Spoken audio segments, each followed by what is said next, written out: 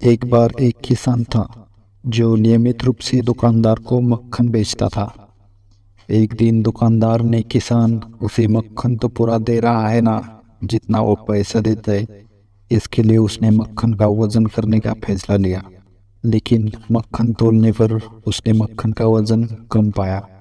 फिर मक्खन का वजन कम मिलने पर किसान को दुकानदार सजा दिलाने के लिए अदालत ले गया। फिर अदालत में न्यायाधीश ने किसान से पूछा कि आखिर वह मक्खन जितना पैसे पाता है उससे कम क्यों देता है।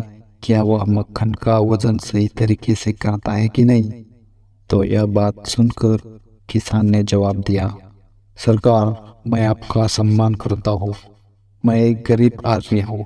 भला किसी तरह से मैं मक्खन बनाता हूँ, लेकिन मेरे पास इतने पैसे कहाँ है कि नापने का बाट खरीद सकूँ। मेरे पास तो नापने के लिए इतने महंगे बाट नहीं है।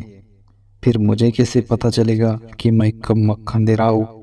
न्यायाधीश ने जवाब दिया, फिर आप मक्खन का वजन कैसे करते हैं।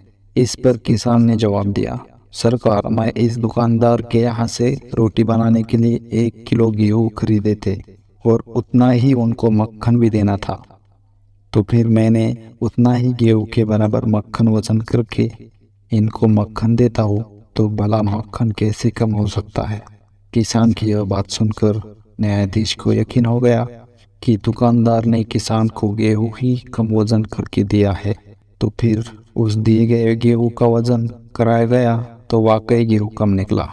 यह देखकर न्यायाधीश ने दुकानदार के ऊपर लोगों के ठगने का मुकदमा चला दिया और किसान को उसकी ईमानदारी के लिए इनाम दिया।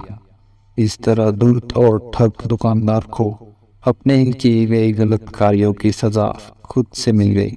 कहानी से नैतिक शिक्षा। इस कहानी से यही शिक्षा मिलती है कि आप जैसा दूसरों के साथ करते हैं ठीक वैसा ही आपके साथ होगा। इसलिए किसी की मजबूरी का फायदा उठाकर किसी को भी ठगना नहीं चाहिए। इसलिए इस कहानी से हमें यही शिक्षा मिलती है कि कभी दूसरों को धोखा देने की कोशिश नहीं करना चाहिए। जो जैसा करेगा ठीक वैसा ही एक दिन भरना ही पड़ेगा। अगर आपको कहानी पसंद आई हो तो चैनल को सब्सक्राइब कीजिए। धन्यवाद।